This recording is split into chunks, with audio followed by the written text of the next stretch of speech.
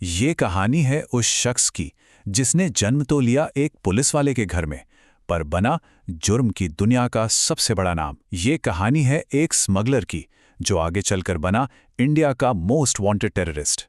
ये कहानी है दाऊद इब्राहिम की। बात है 70s की बॉम्बे की। शहर की पुलिस फोर्स में एक हेड कांस्टेबल हुआ करते थे, इब्राहिम कास्कर। एक ऐसे पुलिस वाले जो अपनी ईमानदारी के लिए जाने जाते थे।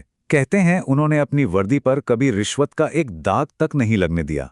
लेकिन किस्मत का खेल देखिए, उसी उसूलों वाले बाप के घर में एक बेटा बड़ा हो रहा था जिसकी आंखों में सपने तो थे, पर वो सपने वर्दी के नहीं, जुर्म की काली दुनिया के थे।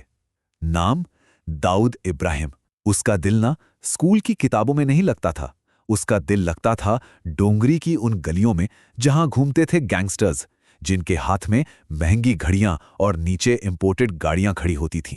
तो आखिर एक सिपाही का बेटा जुर्म के रास्ते पर इतना आगे निकल कैसे गया? खैर, इसकी शुरुआत बहुत छोटी थी। देखिए, दाऊद को अपने पिता की मामूली तनख्वाह वाली सीधी सादी जिंदगी कभी पसंद ही नहीं आई। उसे पावर चाहिए थी, और वो ये बहुत जल्दी समझ गया था कि उस शहर में पावर का दूसरा नाम पैसा है। उसने शुरुआत की छोटी मोटी चोरियों से और जल्द ही मुंबई के सबसे ताकतवर पठान गैंग में शामिल हो गया, जिसे उस वक्त करीम लाला चलाता था। लेकिन दाऊद की फितरत किसी के नीचे काम करने की थी ही नहीं। उसकी एम्बिशन उसकी वफादारी से कहीं ज्यादा बड़ी थी, और उसकी पहली बड़ी गद्दारी ही डी कंपनी के जन्म की वजह बनी। किस्सा कुछ यूं था कि करीम लाला के भांजे आलमजेब ने एक कस्टम अफसर को किडनैप कर लिया।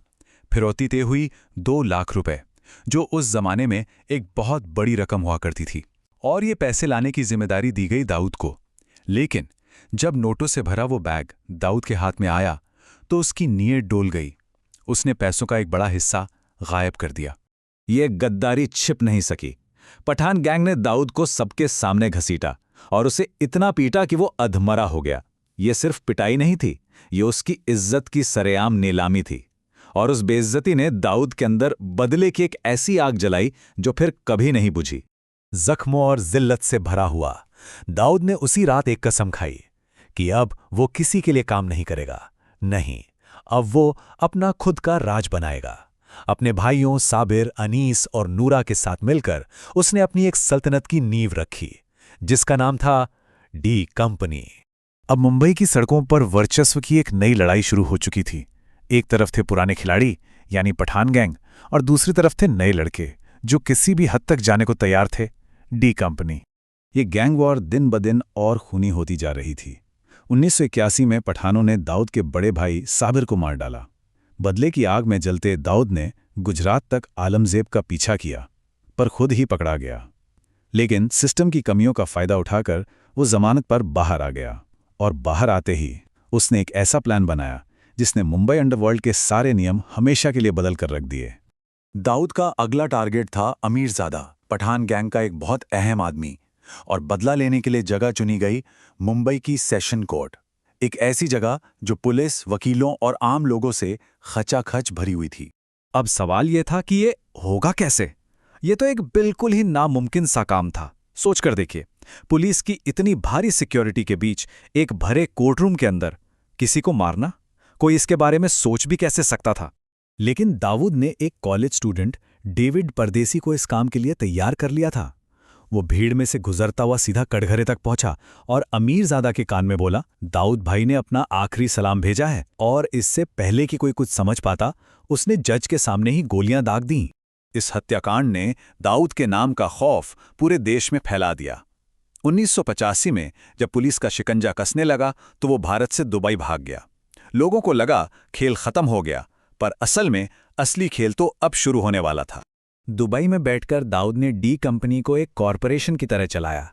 उसने सिस्टम को समझा और फिर उसे अपने फायदे के लिए इस्तेमाल किया। पैसे और खौफ के दम पर उसने नेताओं, पुलिस और बिजनेसमैन का एक ऐसा नेटवर्क बनाया जिसने उसे कानून से भी ऊपर कर दिया। उसने बड़ी चालाकी से अपने ही आदमी रमा नाइक को पुलिस इनकाउंटर में मरवा दिया, और उसका इल्जाम अपने दुश्मन अरुण गवली पर डालकर मुंबई में एक और खूनी गैंग वॉर की शुरुआत कर दी। दाऊद अब सिर्फ एक गैंगस्टर नहीं रह गया था, वो एक पावर ब्रोकर बन चुका था। लेकिन उसकी भूख अभी भी शांत नहीं हुई थी। अब वो एक ऐसी दुनिया में कदम रखने वाला था जहां से वापसी का कोई रास्ता नहीं था। साल था 1992। बाबरी मस्जिद गिराए जाने के बाद पूरे देश में दंगे भड़क उठे और इसी माहौल का फायदा उठाते हुए पाकिस्तान की खुफिया एजेंसी आईएसआई ने दाऊद से संपर्क किया। आईएसआई को भारत में आतंक फैलाने के लिए एक नेटवर्क चाहिए था और दाऊद के पास वो नेटवर्क था। दाऊद के लिए ये एक सुनहरा मौका था। आईएसआई ने उसे पैसे, हथियार और सबसे बढ़कर एक दूसरे देश में हमेशा के लिए सुरक्षित पनाह देने का वादा किया।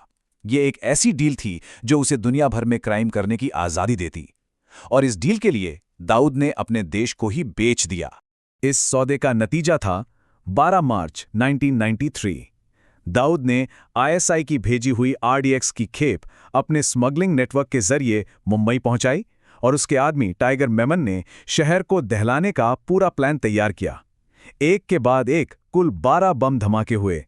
Bombay stock exchange, air India building, Zaveri Bazaar, Mumbai का दिल दहल गया था। हर तरफ बस मलबा, धुआं और चीखें थीं। 250 से ज्यादा मासूम लोग मारे गए और 1000 से ज्यादा लोग जिंदगी भर के लिए अपाहिज हो गए। उस दिन दाऊद इब्राहिम ने जुर्म की दुनिया से आतंक की दुनिया में कदम रख दिया। इन धमाकों ने दाऊद को हमेशा के लिए भारत का दुश्मन नंबर 1 बना दिया। वो अब बन चुका था इंडिया का मोस्ट वांटेड क्रिमिनल। जानते हैं, 1995 तक डी कंपनी का टर्नओवर 2000 करोड़ से ज्यादा का हो चुका था। ड्रग्स, हथियार, बॉलीवुड फाइनेंसिंग, रियल एस्टेट, उसके जुर्म का कारोबार अब पूरी दुनिया में फैल चुका था। वो एक ऐसा शैतान बन गया था जिसे एक देश की पूरी मशीनरी पनाह दे रही थी। आज दाऊद इब्राहिम आईएसआई और पाकिस्तानी सेना की हिफाजत में कराची के क्लिफ्टन इलाके में रहता है। वो पाकिस्तान के लिए एक एसेट है जो उनके डर्टी ऑपरेशंस को फंड करता है और बदले में उसे मिलती है पूरी सुरक्षा। दाऊद की ये कहानी आखिर में एक बड़ा सवाल छोड़ जाती है। वो बार बार कानून के शिकंजे से छूटा, उसने पूरे सिस्टम को अपनी जेब में रखा और फिर देश से भाग गया। तो क्या सिर्फ एक कमजोर सिस्टम ही एक मामूली गुंडे को इतना बड़ा आतंकवादी बनने का मौका देता है, या कहीं ना कहीं हमारी चुप्पी भी उसे ताकत देती है? ये एक सोचने वाली बात है।